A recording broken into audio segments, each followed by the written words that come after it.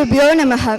பொறுப்பிலே பிறந்து தென்னன் புகழிலே கிடந்து சங்கத்து இருப்பிலே இருந்து வைகை ஏட்டிலே தவழ்ந்து பேதை நெருப்பிலே நின்று கற்றோர் நினைவிலே நடந்து ஓரென மறுப்பிலே பயின்ற பாவையே பட்டினி கிடந்து பசியால் மெலிந்து பால் பட நேந்திடினும் கட்டி இழுத்து கால் கை முறித்து அங்கம் பிளந்து இழந்து துடித்திடினும் பொங்கு தமிழை பேச மறப்பேனோ.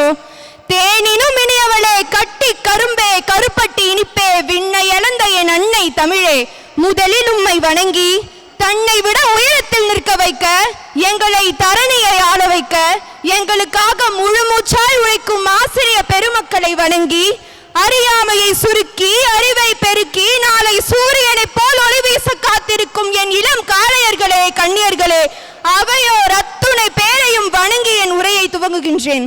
என் பெயர் பிரசிதா. நான் 10ஆம் வகுப்பில் பயிலும் மாணவி. இந்த மண் நமக்கு பல கதைகளை சொல்லும். போராட்டத்தின் கதைகள், தியாகத்தின் கதைகள், வெற்றியின் கதைகள், தோல்வியின் கதைகள், அத்தகைய ஆயிரம் கதைகளுக்கு உயிர் கொடுத்த ஒரு வரலாற்று சிறப்புமிக்க நாள். நம் தாய் திருநாட்டின் பெருமைக்காக, குறிப்பாக இந்த மண்ணின் விடுதலைக்காக தன் குடும்பத்தை, வாழ்க்கையை, ஏன் உயிரையே கொடுத்த எண்ணற்ற மாவீரர்களை நெஞ்சில் ஏந்தி நிற்கும் நாள் இன்று. நாம் நமது 79வது சுதந்திர தினத்தை மகிழ்ச்சியோடு கொண்டாடி கொண்டிருக்கும் இத்தருணத்தில் இச்சுதந்திரத்தின் ஆழமான அர்த்தத்தை பற்றி பேசவே நான் ஆவலாக வந்துள்ளேன். நான் ஒரு சிறிய கதை சொல்லட்டுமா? அது 1932ஆம் ஆண்டு இந்தியாவின் வடமேற்கு எல்லைப்புற மாகாணம் வெள்ளையனின் ஆட்சியில் இரும்பு கரம் கொண்டு இந்தியர்களை ஒடுக்கிய காலம். கம்யூனிஸ்ட் தலைவர் பகத்சிங் தூக்கிலிடப்பட்டு 1 வருடம் கூட ஆகவில்லை. இந்திய இளைஞர்களின் மனதில் சுதந்திரம் ஒரு அணையாத நெருப்பாய் பற்றி எறிந்து கொண்டிருந்தது. அந்த சூழ்நிலையில் பிரிட்டிஷ் அரசாங்கம் தங்கள் அடக்குமுறைக்கு எதிராக கிழித்தெழுந்த மக்களை, குறிப்பாக இளம் தலைவர்களை ஒடுக்க ஒரு கொடூரமான சட்டத்தை கையில் எடுத்தது. அதாவது கிளர்ச்சியாளர்களை அல்லது சுதந்திர போராட்ட வீரர்களை சந்தேகிக்கும் எவரையும் பொதுமக்கள் முன்னிலையில் கொடூரமாக சித்திரவதை செய்து உடலை சிதைத்து அவர்களின் சடலங்களை மக்களை பயமுறுத்துவதற்காக காட்சிப்படுத்துவது. அப்படி ஒரு கொடூரமான நிகழ்வுதான் அன்று அரங்கேறியது. ஒரு இளைஞன், பேர் குறிப்பிட விரும்பாத ஒரு சாதாரண இந்திய இளைஞன், அவன் ஒரு சுதந்திர போராட்ட வீரன். அவன் வெள்ளையனுக்கு எதிராக குரல் கொடுத்ததால், சுதந்திர போராட்டங்களில் பங்கேற்றதால் அவனை பிடித்து விட்டார்கள். பொதுமக்களுக்கு பாடம் கற்பிக்கும் விதமாக அவனுக்கு மிக கொடூரமான மரண தண்டனை நிறைவேற்ற தீர்மானித்தார்கள். ஊரின் மத்தியில் நூற்றுக்கணக்கான மக்கள் முன்னிலையில் அவனை ஒரு மரத்தில் கட்டி வைத்தார்கள். ஒவ்வொரு சவுக்கடையும் ஒவ்வொரு வெட்டும் அவன் சதையை சிதைத்தன. அவன் வலி தாங்காமல் அலறினான். ஆனால் அவனது அலறல் மக்கள் மனதில் பயத்தை உதைப்பதற்கு பதிலாக கொதித்தெழுந்த ஆத்திரத்தை தான் கிளப்பியது. அப்போது அந்த இளைஞனின் தாய், ஒரு வயதான தாய், தன் மகனின் இந்த கோரமான நிலையை பார்க்க முடியாமல் கூட்டம் முழுவதையும் பிளந்து கொண்டு ஓடி வந்தாள். அவள் அழுதாள், கதறினாள், வெள்ளை அதிகாரிகளின் காலில் விழுந்து கெஞ்சினாள். தயவு செய்து என் மகனை விட்டுவிடுங்கள், அவன் தவறு ஏதும் செய்யவில்லை என்றாள். ஆனால் அந்த வெள்ளை அதிகாரிகள் மனதில் சிறிதளவு கூட இரக்கமில்லை. அவர்கள் அந்த தாயின் கெஞ்சல்களை கண்டு கொள்ளவில்லை. அந்த தாய் தன் மகனை நெருங்கி தன் மகனின் தலை சாய்ந்திருந்த நெஞ்சை தடவி கொடுத்து அவன் கண்ணில் வழிந்த ரத்தத்தை தன் சேலையால் துடைத்தவன் காதில் சொன்னாள், என் மகனே, நீ அழாதே, நீ இந்த நாட்டுக்காக தான் மடிகிறாய், உன் மரணம் வீண் போகாது, நீ அழாதே என்றாள். அந்த நொடி அத்தனை பெரும் கூட்டமும் அமைதியானது. ஓர் இலை உதிர்ந்தால் கூட கேட்கும் அளவுக்கு ஒரு கனத்த அமைதி. ஒரு தாயின் வார்த்தைகள் தன் மரணப்படுக்கையில் இருக்கும் மகனுக்கு கொடுத்த கடைசி ஊக்கம். தன் மகனின் இந்த கோரமான நிலையை பார்த்து நீ அழாதே என்று சொல்லும் அந்த தாயின் வீரம் சாதாரணமானதா? அவள் மகன் தன் தாயின் வார்த்தைகளை கேட்டதும் தன் கடைசி மூச்சை விடுவதற்கு முன்பு வந்தே மாதரம் என்று முணுமுணுத்து எண்ணித்தான். அவன் உடல் அங்கே சிதறி கிடந்தது.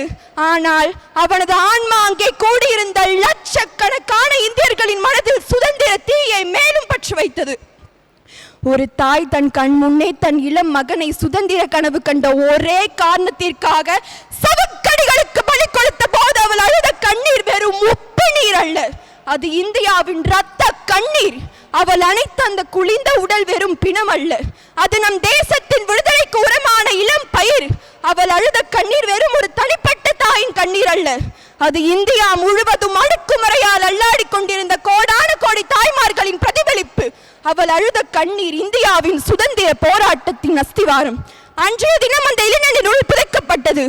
ஆனால் அவனது தியாகமும் அந்த தாயின் வீரமும் வரலாற்றில் என்றென்றும் நிலைத்து விட்டன. இந்த கதை வெறும் வரலாறு அல்ல, இது நம் சுதந்திரம் எத்துணை விலைமதிப்பற்றது என்பதற்கான ஒரு அழியாத சான்று. இன்று நாம் பள்ளிக்கு வருகிறோம், நண்பர்களுடன் சிரிக்கிறோம், கனவுகளை வளர்க்கிறோம், சுதந்திரமாக பேசுகிறோம், எழுதுகிறோம். இந்த ஒவ்வொரு சுதந்திரத்திற்கு பின்னும் பெயர் தெரியாத எண்ணற்ற தியாகிகளின் கண்ணீர் மறைந்துள்ளது என்பதை நாம் ஒருபோதும் மறக்கக்கூடாது. அவர்கள் ஒரு சுதந்திர இந்தியாவை நமக்கு கொடுத்து சென்றார்கள். ஆனால் அந்த சுதந்திரத்தை நாம் எப்படி பயன்படுத்துகிறோம்? சுதந்திரம் சுதந்திரம் என்று சொல்வதெல்லாம் உண்மைதானா? வெள்ளையர் விலகியதும் வாழ்வில் வறுமை விலகியதா?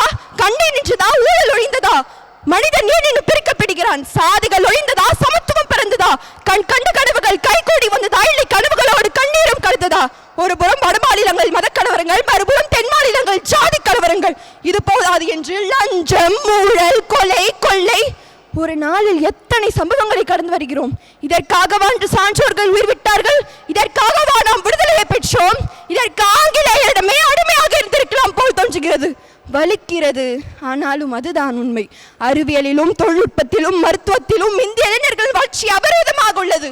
ஆனால் அடிப்படையில் வேற்றுமை ஒற்றுமை கண்ட நாடு இந்தியா என பெருமை எடுத்துக் கொள்கிறோம். ஆனால் உண்மையில் நாம் அப்படி இருக்கிறோமா என்று ஒரு நிமிடம் உங்கள் மனதில் கை வைத்துக் கூறுங்கள். போனது போகட்டும், மாற்றம் ஒன்றே மாறாதது. நாம் எல்லாம் ஒரே மரத்தின் இலைகள் என்றார் காந்தியடிகள். அவரின் கூற்றை மெய்வித்து காட்டுவோம். அச்சமில்லை அச்சமில்லை அச்சம் என்பதில்லையே, உச்சி மீது வானிடிந்து வீழுகின்ற போதிலும் அச்சமில்லை அச்சமில்லை அச்சம் என்பதில்லையே என்ற பாரதியின் கூற்றுக்கிணங்க பலமான வலிமையான அச்சமற்ற பாரதத்தை உருவாக்குவோம் என்று கூறி என் உரையை நிறைவு செய்கின்றேன். நன்றி, வணக்கம்.